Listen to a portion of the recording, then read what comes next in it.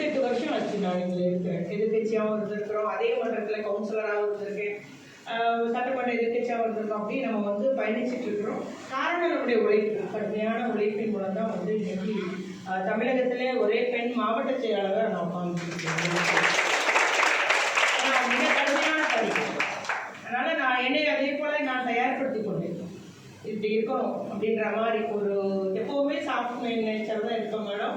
எல்லாருடையும் அன்பா பேசக்கூடிய அளவுக்கு பப்ளிக் என்னுடைய தொகுதியில் உள்ள மக்கள்கிட்டலாம் ரொம்ப நல்லா இருங்க. பட் மாவட்ட செயலாளர் வரும்போது அதுக்கேற்றாற்போல் நான் என்னை பக்கத்திட்டு கொண்டேன்னு தான் சொல்லணும். என்னை நான் தயார்படுத்தி கொண்டேன்னு சொல்லணும். நம்ம மாவட்ட செயலாளருக்கும் நிறைய நேரம் நான் கண்ணாடி இருந்திருக்கேன். ஏன்னா நம்ம தைரியப்படுத்திக்கணும், எப்படி பேசணும், எப்படி இருக்கணுன்ற மாதிரி அந்த அளவுக்கு நான் தயார்படுத்தி கொண்டு இப்போ வந்து எங்களுடைய கழக தலைவர் தளபதியாருடைய அந்த எண்ணத்தை நிறைவேற்றுவதாக, உத்தரவை நிறைவேற்றுவதாக, முதல் நிறைவேற்றுவதாக பாராட்டு பெறக்கூடிய அளவுக்கு ஒரு மாவட்ட செயலாளர் இருக்கிறேன் என்பது நான் பெருமையோடு கூறிக்கொள்வேன். அதனால எல்லா பெண்களும் நம்ம அதே மாதிரி தான். நானும் சந்திச்ச நிறைய பிரச்சனைகள் உண்டு, நிறைய தோல்விகள் உண்டு, பிரச்சனைகள் எல்லாம் உண்டு. ஆனால் அதெல்லாம் மீறி தான் இந்த இடத்துக்கு வந்திருக்கோம். அதே போல ஒவ்வொருத்தரும் நீங்கள் அந்த மாதிரி எதையும் கண்டு தோண்டு விடாமல் தைரியமாக நீங்கள் மீறி வந்துட வேண்டும், ஒவ்வொருத்தரும் சாதிக்க வேண்டும் என்று மட்டும் நான் பெண்களை நான் அன்போடு கேட்டுக்கொள்ள விரும்புகிறேன். ஒரு செய்தி கூட கடந்த ஒரு 2 வாரத்துக்கு முன்பு பத்திரிகையில் ஒரு செய்தி போடுறாங்க, மூத்த அமைச்சர்களுக்கெல்லாம் ஓய்வு அப்படின்னு. அதில் என் பேர் எனக்கு 54 வயசு, அவங்கெல்லாம் 70, 75, 80. அப்போ பாருங்க, லேடிஸ் தானே எழுதுறாங்க. நான் ஒன்றுமே சொல்ல, கண்டுக்கவே இல்லை, அது ஒரு பொருட்டாவே இல்லை. அதனால தான் நம்ம வெற்றி பெற முடியுது, அவ்வளோதான். அதனால அது மாதிரி நம்ம பத்திரிகையாளருக்கும் உங்களுக்கு நிறுவனங்களில் இருந்து உள்ள ப்ரெஷர் தெரியும், நிறைய எல்லாமே நமக்கு அறிஞ்சவங்க தான். பொலிட்டிக்கலில் இருக்கிறதுனால நாங்கள் உங்களுடைய நிலைமையும் நன்கு அறிவோம். நம்ம யார்கிட்டையும் எதுவும் பேசவும் முடியாது. ஏன்னா சில உரிமையாளருக்கு இருக்குது, சில பொலிட்டிக்கல் இஷ்யூஸ்லாம் இருக்குது. அது எல்லாமே நீங்கள் தாண்டி தான் அதில் வந்து ஜெயிக்க வேண்டியது இருக்குதுன்றதும் நாங்கள் நல்ல முறையில் அறிவோம். அதே போல் இந்த பெண்களுடைய எவ்வளவோ சட்டம், மேடம் சொன்னாங்க, ஜட்ஜி மேடம் சொன்னாங்க, எவ்வளோ சட்டம் கொண்டு வந்தாலும் திட்டம் கொண்டு வந்தாலும் ஒட்டுமொத்த சமூக மாற்றம் வரும்போது தான் நிச்சயமாக அதை நம்ம மாற்ற முடியும். இன்றைக்கி வந்து பிள்ளைங்களை படிக்க வைக்கிறதுக்கு எல்லாரும் ஒத்துக்கிட்டாங்க, சொத்து கொடுக்கறதுக்கும் பாதி அளவுக்கு ஒத்துருக்காங்கன்னு சொல்லலாம் நினைக்க மேடம். ஏன்னா இன்னும் சட்டம் இருக்கு, வேற வழி இல்லை. அந்த லேடி, அந்த பெண் வந்து நீதிமன்றத்துக்கு போயிட்டாலும் அவளுக்கு கொடுத்தாகும் அப்படின்ற அளவுக்கு எல்லாரும் ஒத்துக்கிறாங்க. அதுபோல நிச்சயமா அந்த பெண்களை ஒடுக்குவது, எல்லா இடத்தையும் கூட அவங்கள தலையெடுக்க விடாமல் வைப்பது அப்படின்றலாம் நிச்சயமா மாறும் நாள் ஒரு நாள் வரும். நம்ம அதை நோக்கி பயணிப்போம். நம்ம அது போல empowered women, empower the women, அதை மட்டும் நம்ம எல்லாருமே இங்கே இருக்கிற 5 பேருமே மட்டுமல்லாமல் உங்களை அத்துணை பேரும் மனசில் வச்சுக்கணும். ஒரு நிலைக்கு முன்னேற்றம் வந்துட்டோமா, நம்ம நிச்சயமா நிறைய பெண்கள் அந்த நிலைக்கு ஏற்றி விடணும், நம்ம தூக்கி அவங்கள கை தூக்கி விடணும் அப்படின்ற ஒரு எண்ணத்தோடு நம்ம செயல்படுவோம் என்பது மட்டும் கூறிக்கொண்டு, அதுபோல என்னுடைய ஃபேமிலி ஜாயின்ட் ஃபேமிலி, அது எனக்கு பெரிய ஒரு கிஃப்ட்டுன்னு சொல்லலாம். என் பிள்ளைய வளர்த்ததில் எங்கள் மாமியார் தான். மாமியார் என்னுடைய தங்கை, கொழுந்தனார் ஒய்ஃப் எல்லாமே.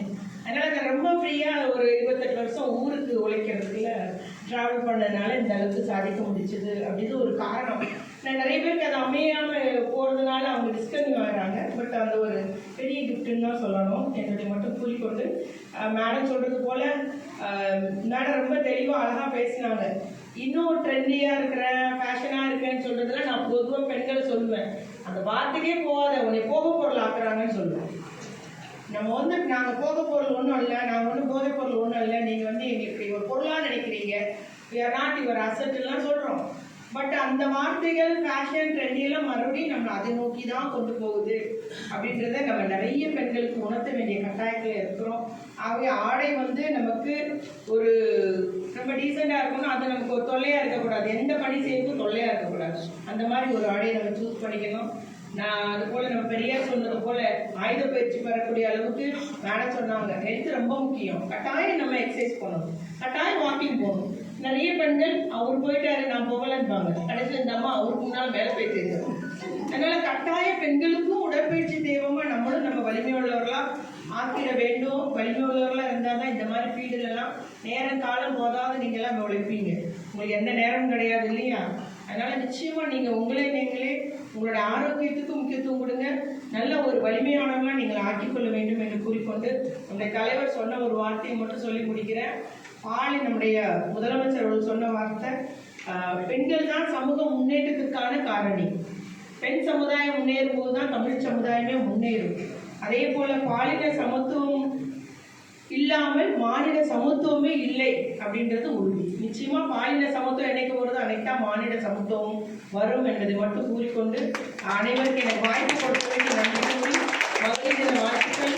அத்தனை பேரும் அடுத்த முறை சந்திக்கும் போது இன்னும் நாம் ஒருபடி வெற்றிப்படியில் ஏறி இருப்போம் என்று கூறி அனைவருக்கு நன்றி கூறுகிறேன். நன்றி, வணக்கம்.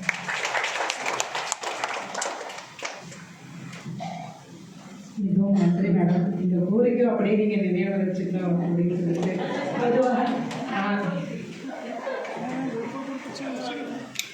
நேர சந்திக்கும் போது சொன்னாங்க குழந்தைகள் காப்பகம் வேணும்னு சொன்னாங்க. அதுக்கப்புறம் இன்னைக்கு வெளியூர்லேருந்து வர பத்திரிகையாளர் தங்குற விடுதி வேணும். நிச்சயமாக நான் இதை துறை அலுவலருடன் ஆலோசனை செய்து நம்முடைய முதலமைச்சருடைய கவனத்துக்கு எடுத்து சென்று உங்களுக்கு நல்ல முடிவு தருகிறேன், நல்ல ஒரு செய்தியை தருகிறேன். நன்றி.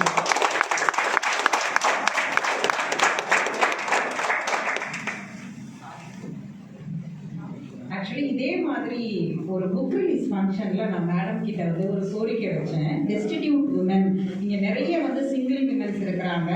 அவங்களுக்கு ஒரு சேஃப்டி, ஒரு ப்ரொடெக்ஷன், அவங்க அதாவது இன்டர்நேஷ்னல் லெவல்லையே நீங்கள் விடோஸாக இருந்தால் அவங்களுக்கு ஸ்கீம்ஸை கவர்மெண்ட் ஃப்ரேம் பண்ணும், பாலிசிஸ்லாம் வைப்பாங்க. டெஸ்டிடியூட் உமன்ஸ் அப்படின்னு வரும்போது அது லிஸ்ட்லேயே வராது, அது கணக்கிலேயே எடுத்துக்கொள்ளப்படாது. அவங்களுக்காக நீங்கள் ஏதாவது ஒரு வெல்ஃபேர் போர்டோ ஏதோ வைக்கணும்னு ஒரு கோரிக்கை வச்சேன். அடுத்த ஒரு வாரத்திலேயே அதை அவங்க அமைச்சாங்க. அதுக்கு இந்த இடத்துல நன்றி சொல்லி நன்றி மேம், உறுதிப்படுத்திட்டாங்க. பொதுவாகவே இப்படியான ஒரு பெரிய நிகழ்ச்சிகள் நடக்கும்போது நன்றி உரை அப்படின்றது ஒரு சடங்குக்காக தான் சொல்லுதா, ஆனால் நன்றி